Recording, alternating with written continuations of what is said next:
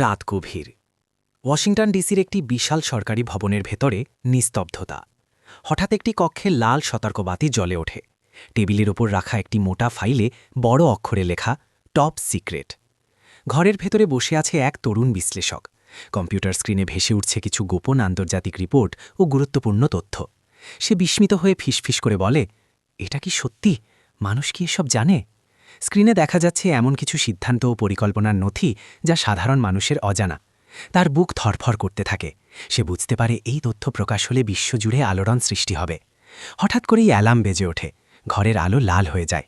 Corridor দিয়ে দ্রুত ছুটে আসে সিকিউরিটি টিম। পরিবেশ মুহূর্তেই উত্তেজনাপূর্ণ হয়ে ওঠে। তরুণটি গভীর দ্বিধায় পড়ে যায়। তার মনে প্রশ্ন, আমি কি সত্য প্রকাশ করব, নাকি সব চুপচাপ মুছে ফেলব? কয়েক সেকেন্ড নীরব থাকার পর সে সিদ্ধান্ত নেয়। সে তথ্যগুলো সুরক্ষিতভাবে একটি আন্তর্জাতিক সংবাদ মাধ্যমে পাঠিয়ে দেয়। পরদিন সকাল। বিশ্বজুড়ে সংবাদ মাধ্যমে একটাই খবর, গোপন নথি ফাঁস। মানুষ রাস্তায়, সোশ্যাল মিডিয়ায়, টেলিভিশনে আলোচনা শুরু করে।